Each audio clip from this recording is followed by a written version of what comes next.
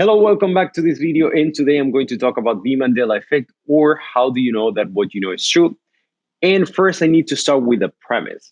So, what if you have a memory, something that you can easily evoke in your mind, something that you can see what happened, you can hear the sounds as they were happening, you can even feel the way that you were feeling before, something that is very clear to you. What if one day someone shows with video evidence or an image that proves that that memory didn't exist? It doesn't necessarily have to be that extreme. It could be that some of the details that you were certain about were actually not there, or that some of the details are not exactly as you thought they were. So that is actually a very common problem that we'll face. Is actually called a false memory. But it can actually get a little bit trickier, like in the case of today, where what if, for example, you have friends and or family members who actually side with you and say, yeah, I remember that I was there, and I remember that you were wearing a red t-shirt and I was wearing a blue t-shirt. And those are the same exact details that you have in your mind. Would you then believe yourself and the people who side with you, or would you believe the people who are presenting you with evidence? Probably if I just ask you that question, you're going to say, obviously, I'm going to side the with the evidence. But unfortunately, it's not as easy as it seems. Because remember that our brain is hardwired to avoid danger. One of the most dangerous situations in which we can face, and again, this has to do with everything that we have discussed so far, is not knowing our surroundings, because that usually meant death. And not knowing our surroundings in modern times mean if you don't remember something correctly, you're going to start struggling with that idea of not knowing your surroundings because you don't know exactly, you cannot trust your brain. That's going to increase your level of anxiety and fear. And as I have discussed in other videos, that actually has a coping mechanism attached to it, in which we're going to look for familiarity or things that look familiar. But there's also one other thing, other layer that we discussed in the past, that once we have something that we made up our minds, we tend to protect that, because that thing that we made up our mind makes us feel safe. And that level of safety we need to protect, because obviously, if we don't have the feeling that we can trust our brain, that we can trust ourselves, we immediately are going to go into panic mode. So there's a lot of our processes designed in our brain to actually protect those beliefs. Now, before we continue with anything, I need to tell you a story about Nelson Mandela. And I'm sorry, and I apologize because I have to read this. I haven't memorized it. Now, born into the Mariba clan in the village of Mebeso on 18th of July of 1918, Nelson Mandela completed his bachelor's degree through the University of South Africa. He joined the African National Congress in 1944, and he was chosen as the national volunteer in chief of the Defiance Campaign. For those of you who don't know this, the Defiance Campaign was a campaign designed to fight against unjust laws, especially segregation and racist laws. On June 11th of 1964, Mandela and 7 other accused were convicted and sentenced to life imprisonment, where Nelson Mandela died tragically in the 1980s at the hands of some guards. So if you're wondering if I'm crazy, no, yes, that's totally a made up story. Not the entire thing. Some of it is actually, especially the part of his death, is made up. Now, you're probably wondering yourself, well, who would believe that? Well, unfortunately, a lot of people. Now, no, you're not crazy. Obviously, the reality is that Nelson Mandela died in December 5th of 2013. And then you're probably wondering yourself, how is it possible that some people seem to ignore basic facts? Like, for example, that he became the first Black president of South Africa after being in prison for decades, or how he met with the then President Barack Obama. So, as I said before, believe it or not, there's a lot of people who believe that what I just told you is a real account of what happened, especially into his death. They seem to recall the same thing. They seem to recall people carrying his coffin around the burial place, chanting. They seem to recall people giving speeches. All of that is something that a lot of people share. Again, not just one person. A lot of people seem to share the same details. Now, to fully understand that, I'm going to tell you a different story. The story of the movie Shazam, and no, I'm not talking about the new movie. I'm talking about a '90s movie. In it, actor and comedian David Atkins, Simba, who was very popular in the '80s and '90s, played a genie. It's a classic '90s. Is the kid who lost his mother and now has to move to a new city where his father is struggling, not paying attention to him and to his younger sister, who seems to be a know-it-all. He has problems at school. He's being bullied. He doesn't know anybody. And one day, trying to escape those bullies, he reaches an alley and he escapes to a like an abandoned building where he finds a just like a bottle, like an old bottle that he rubs, and then a genie appears and then helps him with everything. He helps him to look cooler, to protect against the bullies. And at the end of the day, at the end, he realizes that all he needed is the love of his family. Now, there's only one problem with that movie, and the problem is very simple: is that the movie was never made. Despite not being anywhere, not being in any rental place, not anywhere that you can stream, despite not even being in IMDb, despite even being denied by Simba himself, there's still people who insist I watched a movie. I remember I have a poster. I remember going to someone's or a friend who has the VHS or someone else purchased the DVD later. There are plenty of people who discuss similar details, and then they also insist again that they watch the movie. Now, this is actually interesting because if you actually Google or if you go to Reddit and then you look for that specifically or for the Mandela effect, you're going to see plenty of people showing pictures, even showing videos on how that is proof that that movie actually exists, to the point that there's a lot of conspiracy theories about that, saying that the government was involved somehow. A '90s movie that it was supposed to be a family movie is involved in some conspiracy theories about mind control in a parallel universe. Now, to kind of clarify what the Mandela effect is obviously a collective false memory.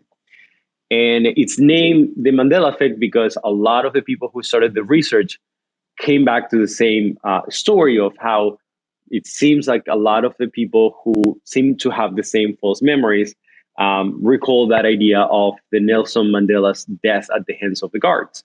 So again, named after that event, the Mandela effect is a collective false memory. Now, what is a false memory and why it happens? Well, there are different theories about the false memories. One is that people tend to confuse different things as one. Like, for example, some events that happen might be confused. There are plenty of examples of how people sometimes confuse wars and people who were involved in wars because we have vague memories of those. But also confusing two different people as one, like confusing two different actors, confusing two different singers. That is one common explanation. The other one is when someone tells you a story and then you're starting to construct this story with some details on your own. And basically, the next time that you remember, you're not going to remember just the story that was told to you, but whatever you put into that memory. And that doesn't necessarily mean that you did it on purpose and you did it consciously. In fact, most of the time, it actually happens unconsciously, meaning you're told a story and you associate in your head with something else, and it evokes certain images, certain sounds, and then they're put into that memory, and then that is how you recall in the future. But this memory is not a representation, a true representation of what happened. It's just a mix of what happened plus whatever you put in. Now, I wanted to leave you with that idea of every time we remember, we create. But for that, I need to expand a little bit more on how memories are formed or how memories are created. Now, every experience that we have is codified in our brain. So you go to a place, to a bar, whatever, you hang out with your friends, and you're starting to perceive things through your visual cues. You're going to see certain things that might catch your eye a little bit more.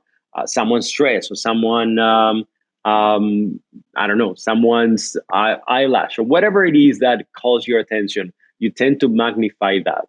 But again, there's some visual sides, but at the same time, you're hearing sounds. You're hearing people talking. Maybe some people are talking very loudly, and then you're paying more attention to that. You're focusing more on that. Or maybe someone else starting to pay attention to the sound of a song that is familiar, and you're paying more attention to that as well. Then there's the feeling. What are you feeling at that moment? What are you smelling? All of that is codified in different portions of the brain. So that representation of each portion of the brain is in collect when you collectively put it together, it's a representation of that experience. Again, it's a representation of all the elements. But as I said before, people tend to focus on different things. Maybe you decided to focus more on a person's dress, or maybe on one person's tie, and then you really focus on that. While another person was focused on the curtains of that place. Maybe someone was paying more attention to someone who was fighting, and he was trying to pay attention to the sounds of what they were saying, and someone else was paying attention to the music, but not to the person fighting. As you can see, it's the same experience, but different people have now different memories of the same experience. Plus, regardless of our representation um, of that memory, all of that is codified in different portions of the brain. Now, it's stored, as I said before, in those places. And once we try to evoke that information, what we do is we retrieve that memory from those different places and recreate the experience again. So now I'm going to talk about the hippocampus and how that affects the memory. So as I said before, the memories are stored in different portions of the brain. And what is the hippocampus? I'm going to show you from the brain. So remember that the other day we were using that as an example of the brain. This would be the base of the brain, front, top of the brain, and the back of the brain. If you remove this area, that will be the amygdala. Remember the base. And I'm going to remove these two fingers so you can see it clearly. You would have here two nuclei forming a portion of the brain known as the hippocampus. And that is a portion of the brain that connects both sides of the brain, but also different portions of the brain.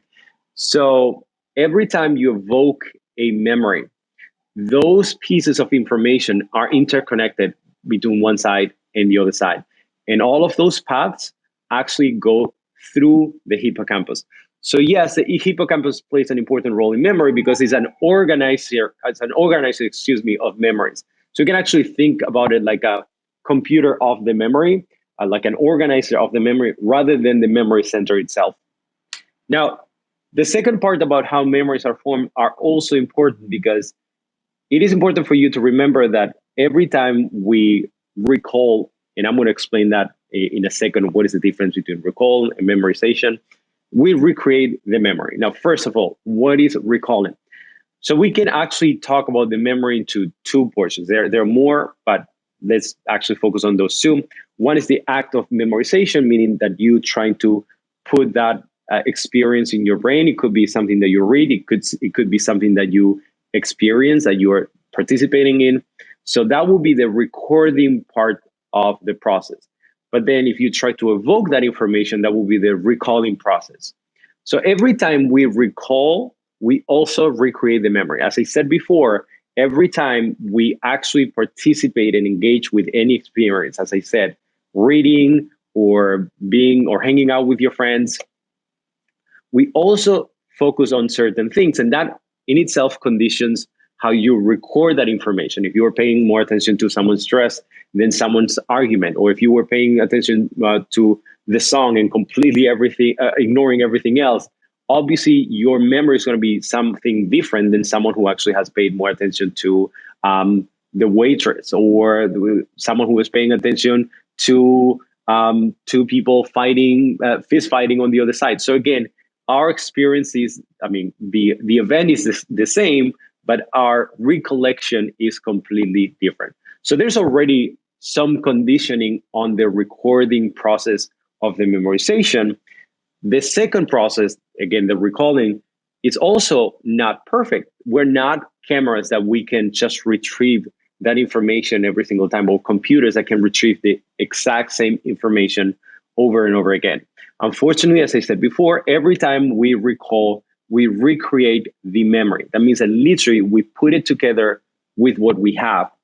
And sometimes we make small or big changes depending on the person to the original memory. Meaning, like every time we recall, we slightly vary the experience. We incorporate some information. We might confuse that information with something else. We put it together, but we're not even aware of that. So if that happens one time, that's okay. But over time, every time you recall, you're mixing that information with the information that you have recalled prior. And I'm going to break that down. So I'm going to give you an example. Let's say that I ask you to draw an apple and I show you a picture. Now you have the picture, you drawing your apple and you do it the best that you can. But now next week, I said, all right, based on your drawing, I'm not going to give you the picture anymore. I'm going to give you your drawing. Now you're going to have your drawing as the base. I want you to paint the same apple and you paint the apple. So imagine that I do that every single week by using the prior week's model that you painted as the model that you have to follow. Over time, all of these little mistakes are going to mount, and the final apple, after 20 times that you're trying to do the same thing, is going to look very different from the original picture. So this is actually very similar to what I'm trying to illustrate. Now, since heuristics, again, have an effect in the way that we perceive reality, this has to do, again, on how we're paying attention, how we are focusing and interpreting our environment. Since that already has an effect in the way that perceive reality, they also, meaning the heuristics, also have an effect in how our memories are formed. So as I said, and I want to clarify that, every time we have an event, we tend to confuse our experience of that event with the reality and truth, when we have to take into account that we are probably discarding a lot of information that other people might actually focus more in that information, and vice versa. Maybe we're paying more attention to certain things that those people didn't pay attention to, and therefore our recalling of that event is completely different or slightly different. Now, there's also one other thing that we have to think about. There's some information loss over time. Every time we create, again, we create every time we remember, new paths are formed. As I was saying, with the same example of the apple, every time we look at that new picture that we painted the week before, we're making slight changes that we might not even aware of. Or we might be aware, but we don't think that they're such a big deal. We don't think that they're so different. It's only at the end, once you compare the very last picture that you made with the original picture, that you can actually see the huge difference. But unfortunately, that doesn't happen with memories, because there is rarely a time in which you're going to be confronted with the same experience twice, because unless that you have someone recording and you're trying to look for certain things, it's going to be difficult for you to compare your original version with what you have in your mind. You might compare yourself or your information, the thing that you have in your head, with other people and whatever they have in their heads. But again, it's very seldom that we actually compare what we have in our head with the original, because we don't have the same experience twice. Now, false memories can occur from both. One, a poor perception of reality, meaning we were paying attention in selecting that information and recording that, meaning this has to do with the recording process.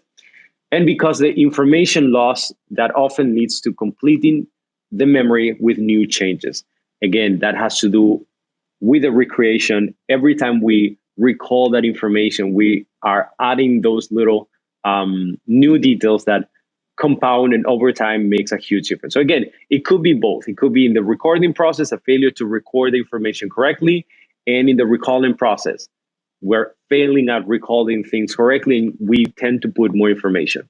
Moreover, and I try to emphasize this because this is not unique, every time we recall, we're trying to think about the last time that we thought about that. So let's say that now I ask you to think about it again, a memory that you have in your past. If I ask you that right now, you probably are recalling that information that you have. And the next time that I try to ask you about the same information, you are probably going to mix the recalling that you're doing today, and you're going to mix that information, that recollection, with the original. Why? Because the original is farther from today, so that's going to be more difficult to retrieve. And yes, you can you can see that those paths have been now a little bit, how can I say it? They have been wired a little bit stronger. But I'm also going to mix that with the last time that I recall that, meaning the new recalling is not going to be a pure recalling from the true event. It's going to be a mix between my recalling of the event from the past plus the event. And that is important because, as you see, all of this happens unconsciously. We don't tend to pay so much attention to it. Now, one thing that affects the Mandela effect is the confirmation bias. One of the reasons why I decided to dedicate two portions or two parts to confirmation bias, as I said before, is because confirmation bias has a huge influence in other biases, and this is one of them. So remember that reassuring our perception of reality to feel safe is extremely important because we're constantly looking for safety. We're trying to look for things that makes us feel safe. And again, remember not to be safe, but things that makes us feel safe. And as a coping mechanism, every time we feel attacked, every time we feel anxiety because we don't understand our surroundings, every time we feel anxious because there's something unknown to us, we tend to cope by looking for some familiar things. And that includes looking for things that are siding with us, looking information that side with us, or looking for people who say the same things as we do. Now, the fear of being wrong and what it means, remember, being wrong often meant in the past death or at least a substantial loss of quality of life, is what triggers all of these mechanisms. Now, being reassured by others will give us that sense of security. And that is important in the case of the Mandela effect because that idea of there are other people who have the same ideas as I do, they recall the same information, makes us feel safe. It makes us even get stronger about our own feelings about what happened. So now we're not uncertain anymore if we have a few people who agrees with us because you were trying to protect your memory because it makes you feel safe to think that you were correct about that, or it makes you feel extremely unsafe to think that you were incorrect about that because moreover, what else are you going to be incorrect about? You don't want to start thinking about that, so immediately you go into the fault of thinking there must be wrong, the other people might be wrong, and then you might be right. But if you have other people who confirm that theory, you tend to look for that as well. So now, since this seems to be a very difficult thing for us, meaning struggling with not knowing what happened or not knowing our surroundings seems to be something that our brain struggle with a lot. Now I'm going to throw again the question. Would you believe then the people who have the facts, the people who seem to say anything different than you, or would you believe the people who think like you? As I said before, it's actually a complicated question because it's not as easy as, yes, I'm going to look at the facts, because unfortunately your brain will prevent you to see that as facts. You would actually say, that is just a manipulation of the truth rather than accepting that that is true. You would immediately try to protect right away because your brain needs to protect what it already knows, because it's more difficult for you to deal with the fact that you were wrong than it is for you to say, I'm going to ignore everything else. I'm going to focus on the things that I believe and the people who side with me. Now, little explanation about the Shazam movie. So there was a movie called Kazam, but it was not starred by Sinbad. It was actually starred by Shaquille O'Neal. However, the story that most people seem to recall is pretty much the same. It's very similar. It's a new kid in town. There's no sister. That's the only thing that seems to be different.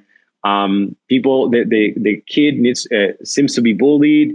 Kazam, Shaquille O'Neal helps him, but at the end he realizes that he all he had in life, or all he needed in life, is his family. And as you see, the story is very, very similar.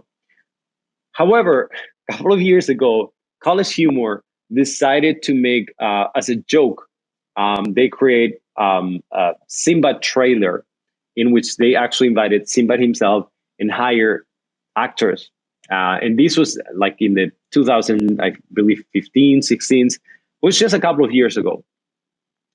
And made like a fake trailer made it even look like it was a 90s movie, and made a big deal out of that. Obviously, that was intended as a joke. However, people are so ingrained into their way of thinking and they need to protect that so much that even something that you can easily, again, check, something that you can, for example, the names of the kids are there. You can check on the IMDb's. You can check that they're still kids. And this clearly was not a movie from the 90s, because those kids then would be now 30 years old rather than 14, 15 years old, right? So despite that is easily checkable. Like, you can actually even see how different Sinbad looks, because obviously, although he looks great, Sinbad doesn't look like the way that he looked in the 90s. So despite all of that, people have used that in Reddit to prove, see, I was right. Here's the trailer. Despite, again, linking that from College Humor, where they say that it was kind of a joke. So you can imagine um, the ways that people go around just to prove their points. Now, what happens then with Nelson Mandela? Because that keeps being the biggest problem. Why do so many people have similar recollection of the events? Why do so many people remembering the passing of the coffin from one side to the other one? If you see the picture that I'm showing here in the slides, you can see on the left side that there's a picture of the coffin being passed, and then that is what most people think to recall. Why do so many people remember people chanting, people just giving speeches? The image again of thousands of people attending his funeral, passing and carrying the coffin, is something that most people seem to have. Well, I want to tell you a different story. This has to do with another anti-apartheid member, another important figure. His name was Stephen Biko. Now, apartheid in South Africa, again, was this movement, the nationalistic and segregationist, excuse me, movement that created unjust, racist, and segregation laws. And the anti-apartheid movement, looking for equality, actually was not achieved until the 1994. So you can imagine all the struggle and all the people who were involved at that time. Hundreds and hundreds of people died because of that, meaning politicians and people who protest against those laws died. And tragically, most of them actually died at the hands of guards. Now, Stephen Biko was part of the anti-apartheid movement. He was arrested and died while in prison at the hands of guards in charge of his custody in September of 1977. So, as I was saying before, this is my personal theory. A lot of people have confused those two important anti-apartheid figures, meaning Stephen Biko and Nelson Mandela, and especially their death. It seems to be some confusion. But what it doesn't seem to fit is that date. Like, Stephen Biko died in 1977, while a lot of people seem to associate that death of Nelson Mandela with the 80s, and it doesn't seem too much. However, there's an explanation for that. There's a movie called Cry Freedom, directed by Richard Attenborough in 1987. In it, Denzel Washington played the role of Biko, and Kevin Kline played the role of Donald Woods. Donald Woods was his friend and also a writer who wrote about the injustices of South Africa to British newspapers and international newspapers. And things got so bad that even he had to be smuggled out of the country. Now, Peter Gabriel wrote a soundtrack in the song Biko, that was the main song of the movie, was banned in South Africa. So, because of Peter Gabriel's fame by then, and because of the movie becoming so popular, and because he was banned, meaning Peter Gabriel song was banned, that actually further exploded that idea of the injustices that were happening in South Africa, and made the movie and the soundtrack even more powerful. Now, a lot of people remember that music video, especially in the music video, you can see a mix of images from the movie itself and, and part of the real events that happened during the Stephen Biko's funeral. So, among all the images, one of the most common ones was that of thousands of people walking through a hill transporting the coughing of Stephen Biko from one side to the other one. So as you can see, putting everything together now starts to make sense on how so many people would be able to confuse that, especially when you're at a young age in which you're exposed to these type of images. Now, in the next video, I'm going to be talking about the Wuzel effect and why we think we're right even when we are not. But as I always say, use this information just for self-reflection. In the case of the Mandela effect, I think what you need to start thinking about your interpretation of the memories and how important it is for you to realize that sometimes when you're recalling an event, you're actually putting some of that information into it, and that what you recall might not actually be as accurate as you feel. It might actually be some version of what happened, but not the entirety of what happened. Now, again, as I said before, in the next video, I'm going to discuss the Wussel effect, or why we think we're right even when we're not. I hope this has been useful. As usual, thank you so much for watching this video, and I see you in the next one. Thank you.